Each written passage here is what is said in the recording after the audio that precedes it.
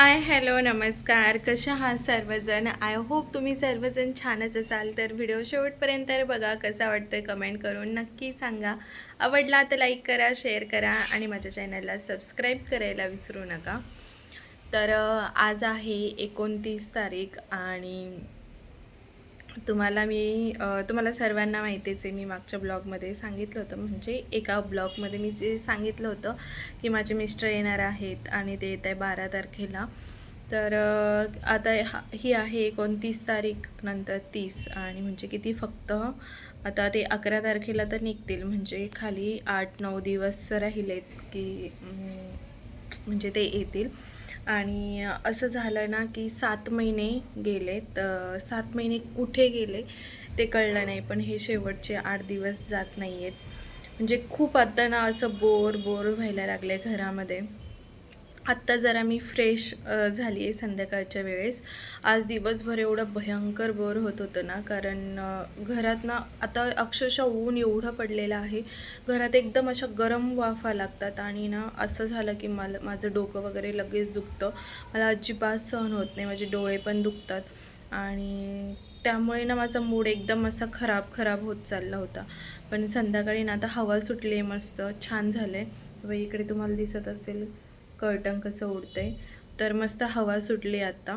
तेव्हाच कुठेतरी मला फ्रेश वाटलं. मी कामाकडे जाऊन आले, त्या लोकांकडे आज काम चालू होतं. तर तिकडे गेले, थोडा वेळ यांना व्हिडिओ कॉल केले, यांच्याशी बोलले, त्यांना दाखवलं वरचं प्लॅन कसं काय ते सांगितलं. मग जरा मला कुठेतरी बरं वाटलं आणि घरी आल्यानंतर ना मी मस्त पहिल्यांदा झाडू मारला, घरातलं सर्व मस्त क्लीन केलं, फ्रेश झाले आणि नंतर देवपूजा केली. नंतर मी चहा ठेवला, मस्त अद्रकचा गरम गरम चहा घेतला आणि मुलांना लागलेली होती भूक, तर त्यांनी शेवभाजी खाल्ली. आणि आता दोघे पण गेलेले आहेत शेजारी साचीकडे, तिकडे खेळतात आहे. मी वीरला सांगितलं की तुझं आता पियानोचा पेपर आहे, तर ते जे आहेत व्याख्या त्या पाठ करायला सांगितलेल्या होत्या. तर तो तिकडे निघून गेला आहे. त्याला वाटलं आता कसं आई इथे थांबलं की लगेच सांगेल, म्हणून तो गेला आहे तिकडे. तर एकटीच आहे मी घरात. आता म्हटलं चला जेवण बनवायच्या आधी थोडंसं बोलूया. आणि असं झालं आहे ना, मला हे 8 दिवस कधी जातील. मग अशी यांचा व्हिडिओ कॉल आला आणि व्हिडिओ कॉलवर मी यांना बोलत होते, तुम्हाला लवकर नाही येता येणार का, अजून 2-3 दिवस लागले हसायला. मला म्हणतात एवढे महिने काढलेत आणि तुला आता राहिलेले 8 दिवस पण निघत नाही आहे का. मग इतका बोर झाला होता ना. आता मला जरा फ्रेश वाटते, आता काही वाटत नाही. पण जेव्हा मला बोर होतो ना त्यावेळेस मग मला असं होतं आत्ता पाहिजे हे इथे आत्ता, का एवढ्या लांब, असं असं वाटतं मला. पण एकदा का माझा मूड ठीक झाला की मी परत नॉर्मल होऊन जाते. तर तेच बोलत होते नंतर.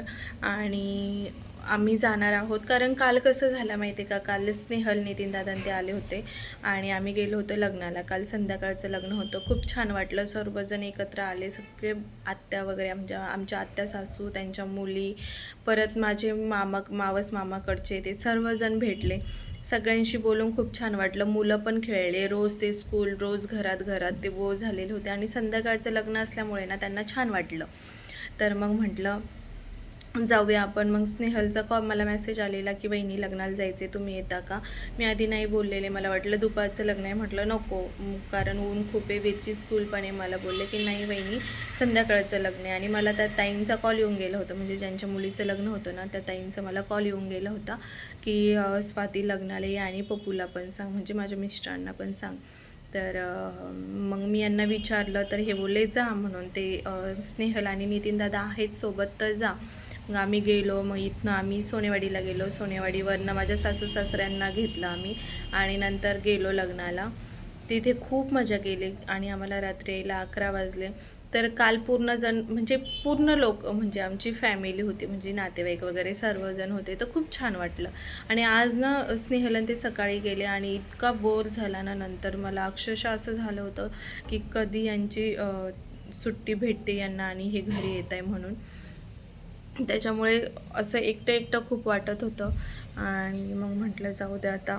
मग थोडंसं फ्रेश वगैरे झाल्यानंतर आता माझा मूड जरा ठीक झालेला आहे आणि आम्ही जातो आहे 10 तारखेला. म्हणजे 11ला जाणार होतो, पण नितीन दादांचं चाललं आहे की मी गाडी बुक करून देतो 10 तारखेला, तुम्ही पुण्याला या. आणि पुण्याला 10 तारखेला आम्ही जाऊ, आराम करू. 11 तारखेला 11 तारीख पण पूर्ण आराम करू आणि 12 तारखेला सकाळीच निघू आम्ही मुंबईला जायला यांना घेण्यासाठी. तर स्नेहल, नितीन दादा आणि ते पण येतात ते. तर आम्ही इथनं पुण्याला जाऊन पुण्यावरनं मुंबईला जाऊ असं करणार आहे. तर तो पण तुम्हाला व्लॉग नक्की बघायला भेटेल, कारण आम्ही भेटतो आहे, मुलं, मी, आम्ही सर्वच, आमची सर्व फॅमिलीच भेटते एवढी 7 महिन्यानंतर. त्यामुळे तो ब्लॉग तर मी नक्कीच काढणार. आणि आता इतक्यात ना मी काढतच नाही ब्लॉग. मला आहे ना काय झालं काय माहिती, मी एवढी आळशी कशी झाली आहे कशी नाही माहीत नाही, असा आळस भरला आहे. परीचा बड्डे झाला आहे, तो ब्लॉगसुद्धा मी टाकलेला नाही आहे. आता तो पहिला अपलोड करते, नंतर हा करते.